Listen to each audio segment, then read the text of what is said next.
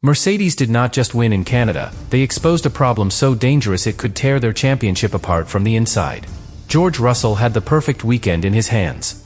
Sprint pole, sprint victory, Grand Prix pole, and the race lead. He was doing everything a title contender is supposed to do.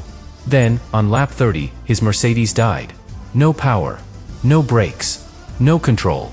No victory. And while Russell watched his race disappear, Kimi Antonelli inherited the lead, took the win, and stretched the championship gap to 43 points. But that was only the second explosion. The first happened earlier, when the two Mercedes drivers touched on track. Antonelli demanded a penalty, and Toto Wolff publicly shut him down over the radio. Then came the investigation into Russell. Then came the reprimand. Then came the words that made the whole paddock stop and listen, because Russell sounded like a driver who no longer believes luck is on his side. Mercedes may have the fastest car on the grid, but in Canada, they revealed something much more dangerous. Two drivers who both think they deserve to lead. One team boss trying to control a fire. And a championship fight that may now be decided, not by rivals, but by the war inside Mercedes itself. Subscribe to the channel. Canada was supposed to be the weekend Mercedes proved the championship was under control. Not close to control. Not almost under control. Under control. The car was fast from the beginning. The upgrades worked. The pace was real. And every session seemed to say the same thing. Mercedes had arrived in Montreal with the strongest package, the sharpest front row threat, and two drivers capable of turning the weekend into a warning for the entire grid. But the problem was hidden inside the strength. Because when one team has the fastest car, the outside pressure becomes smaller. The rivals fade slightly. The race feels more manageable. The strategy becomes cleaner. But inside the garage, something else happens. The battle turns inward. And that is exactly what made Canada so dangerous for Mercedes. George Russell did not arrive in Montreal as a driver willing to accept the season slipping away. He arrived needing a response. Needing a weekend that reminded everyone, including his own team, that he was not there to play the supporting role in Kimi Antonelli's rise. Russell had watched the championship momentum move toward Antonelli. He had seen the points gap grow. He had felt the story changing around him. Every win for Kimi made the spotlight brighter. Every strong result made the questions around Russell sharper. Was Antonelli becoming the new leader of Mercedes? Was Russell already running out of time? Was the title fight becoming one-sided before the season had truly opened? Those questions matter, because Formula One is not only fought on track. It is fought in perception, in reputation, in the way a garage breathes when one driver walks in with the points lead, and the other walks in with something to prove. And Russell had everything to prove. That is why the first signs from Canada were so important. The Mercedes W17 looked strong immediately. The car had the kind of balance drivers love, the kind that gives confidence under braking, stability through the chicanes, and enough straight-line power to make every rival feel like they were chasing from the wrong end of the circuit. For Russell, that mattered. Because when a driver is under pressure, he needs more than speeches. He needs the car to answer. He needs the stopwatch to answer. He needs one perfect lap that cuts through all the noise and says, "I am still here." And that is what Russell found. He took sprint pole. Not by a huge margin. Not by a comfortable gap. By the kind of tiny margin that makes a teammate rivalry even more intense. Antonelli was right there, close enough to feel the loss, close enough to believe the result could have been his. That is the cruelest kind of qualifying defeat. When you are far away, you know you missed something big. When you are only a fraction away, you replay everything. The braking point. The exit. The steering correction. The smallest moment where the lap slipped through your fingers. Antonelli knew he was close. Russell knew he had beaten him anyway. And that tiny difference became the emotional spark for everything that followed. Because the sprint was not just about points. It was about territory. Russell started ahead, Antonelli sat behind him, and from the opening laps, the message was clear. This was not going to be a gentle Mercedes procession.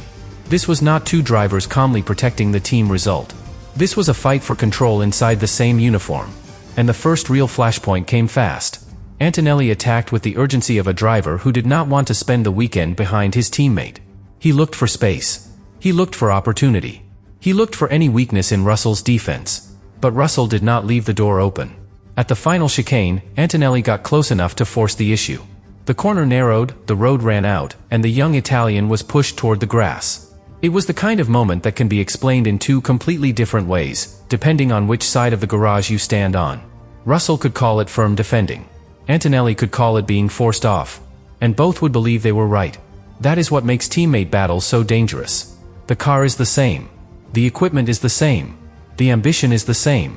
So when contact happens, nobody wants to accept being treated like the second priority. Antonelli came back again. This time, around the outside at turn 1. That move is never simple in Montreal. It looks possible for a moment, then the track twists, the space disappears, and suddenly bravery becomes risk. Antonelli committed. Russell held his line. The two Mercedes touched. And in that instant, the weekend changed. Because contact between teammates is never just contact. It is a message. It says the fight has moved beyond theory. It says the drivers are no longer only talking about pressure, or imagining pressure, or preparing for pressure. They are inside it. Wheel to wheel. Same car. Same goal. No easy way out. Antonelli's radio message showed exactly how hot the moment had become. He wanted a penalty. He felt pushed off. He felt Russell had gone too far. And because Antonelli is usually controlled, because he is normally measured, the anger carried more weight. This was not noise for the sake of noise. This was a championship leader feeling disrespected by the one driver who could still threaten him from inside the team. And then Toto Wolff stepped in. Not gently. Not with comfort. With authority. He told Kimi to focus on driving, not complaining on the radio. That sentence did more than calm a driver down. It exposed the power struggle Mercedes was trying to manage. Wolff was not only speaking to Antonelli. He was speaking to the whole team. To Russell. To the engineers. To every rival listening. To every fan suddenly realizing that Mercedes had a real internal problem. Because if your team principal has to publicly shut down one of his own drivers while the race is still unfolding, the tension is no longer private. It has escaped. And once tension escapes in Formula One, it becomes almost impossible to put back in the box. Antonelli eventually finished the sprint behind Russell, but the result did not erase the feeling. Russell had won the sprint, taken points back, and proven he could control the front. Antonelli had been forced to swallow anger, contact, and a public rebuke from the man who had backed his rise so strongly. That is a heavy combination. A young driver can handle defeat. A young driver can handle being told to stay focused. But being corrected in front of the world while you believe your teammate crossed the line, that is different. That stays. And for Russell, the sprint delivered the opposite emotion. He had defended hard. He had won. He had heard the complaint, and he had not been punished. He could walk away believing he had shown exactly the kind of strength a title fight demands. That is where the garage began to split emotionally. One driver felt wronged. The other felt vindicated. And the team had to pretend the situation was still under control. But here is the part that made Canada even more explosive. Russell did not cool down after the sprint. He doubled down with performance. In main qualifying, he produced the lap he needed again. Another pole. Another narrow blow against Antonelli. Another reminder that this was not just Kimi's championship to collect without resistance. That was Russell's real statement. Not the radio. Not the interviews. The lap.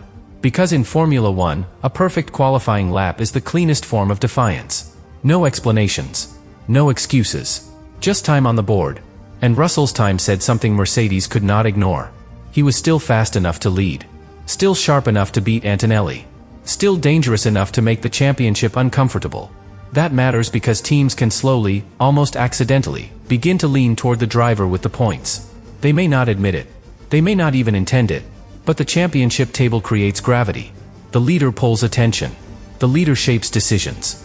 The leader becomes the safest investment. Russell needed to fight that gravity. Canada gave him the weapon. Pole position put him at the front of the race. It put Antonelli behind him again. It forced Mercedes into the exact scenario every team with two ambitious drivers fears. Same car. Same strategy window. Same chance to win. And no easy way to choose between them. At the start of the Grand Prix, Russell did what he had to do. He launched cleanly, kept the lead, and began controlling the race. But Antonelli did not disappear. He stayed close. Close enough to pressure. Close enough to attack. Close enough to make every braking zone feel like a test of trust. And trust was already damaged. The sprint contact had not vanished. The radio message had not vanished. The public correction had not vanished. All of it was still there, sitting underneath the race like a fault line. For 30 laps, Mercedes lived on that fault line. Russell led, Antonelli chased, and every exchange between them carried two stories at once. On the surface, it was a brilliant battle between teammates. Underneath, it was a question of control. How hard could they race? How much space did they owe each other? Would Mercedes let them decide it on track? Or would the team intervene before the fight became too dangerous? Then came another flashpoint. Antonelli attacked at the final chicane and came out ahead after cutting the apex. On the radio, he argued that Russell had not given him space. He said he did not need to give the position back. But Mercedes disagreed. They told him to return the place. And that decision mattered enormously. Because from Antonelli's perspective, it may have felt like another moment where his claim was being restrained. First, he felt pushed off in the sprint and was told to stop complaining. Then, in the race, he believed Russell squeezed him again, and the team told him to hand the position back. That is the kind of pattern a driver notices. Even if the team is right. Even if the call is fair. Even if the stewards would have demanded the same thing. A driver fighting for a championship does not experience those moments as abstract rules. He experiences them as lost momentum, lost authority, lost control over his own battle. And Russell, again, remained in front. The race looked like it was building toward something huge. A final fight. A late strategy call. A moment where one Mercedes driver would have to beat the other clearly, without debate, without radio arguments, without question marks. But Formula One can be cruel in ways no rivalry can control.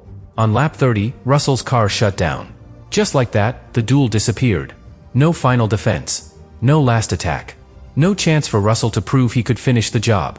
One moment, he was leading the Canadian Grand Prix. The next, his Mercedes had no life left in it. For a driver, that is one of the worst feelings in the sport. Not because losing is rare. Every driver loses. But because this kind of loss feels stolen.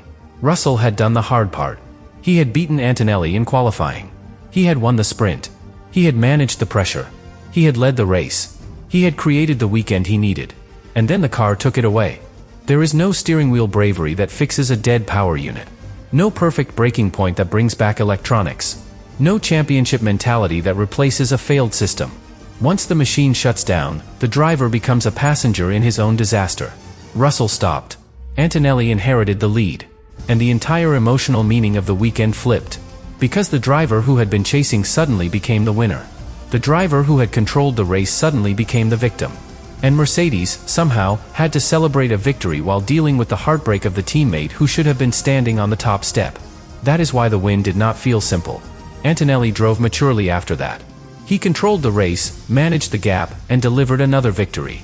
None of that should be dismissed. Winning in Formula One is never automatic. A driver still has to bring the car home. He still has to handle pressure. He still has to avoid mistakes when the championship is watching. But emotionally, everyone knew the truth. Russell had been leading when the car failed. And that detail changes everything. It gives Russell a claim that the result sheet cannot show. It gives him the right to say, I was there. I had it. I did not lose this race in a fight. I lost it because the car stopped.